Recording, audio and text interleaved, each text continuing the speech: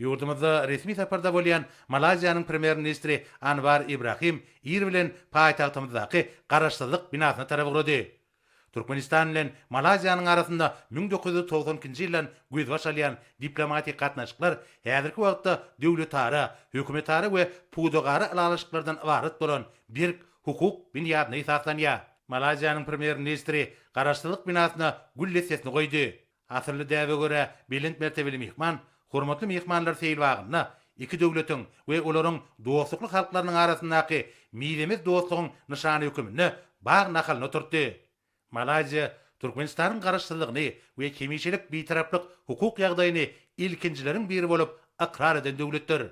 Malaziýanyň premier ministriniň ýurdumyza amala aşyrýan häzirki sapary hormatly prezidentimizin 2024-nji ýylyň dekabr aýynda Malaziya amala aşan taryhy resmi saparynyň netijelerini hassa pugtulandyrmaga, iki taraplaryň hyzmatdaşlygy hil taýdan täze strategik tepkide çykarmaga günükdirlendir. Malaziýanyň premier ministri Anwar Ibrahim Türkmenistanyň prezidentiniň Oguzhan köçkler toplumuna geldi.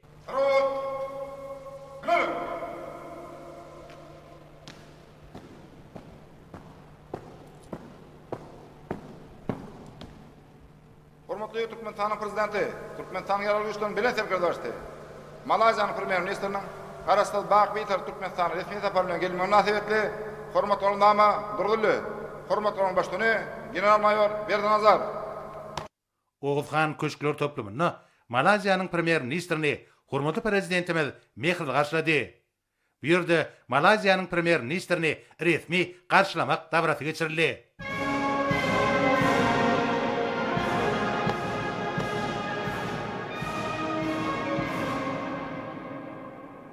Hormatly Malaziýanyň premier ministri, Deden garaşsyz baq bitar Türkmenistanyň paýtagty Aşgabatdan gelmen münasibetli hormat olundama durgully. Hormat olan başlygy general-mayor Berdanazar.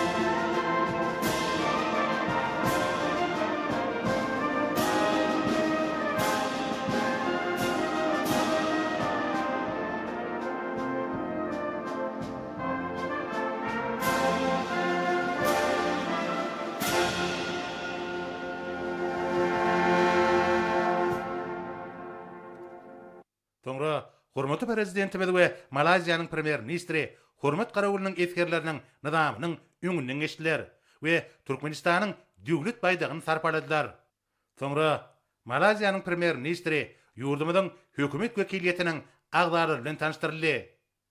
Premier ministri Anwar Ibrahim Hormatly prezidentimizi Malaziýanyň hökümet wekiliýetiniň agdary bilen tanıştyrdy.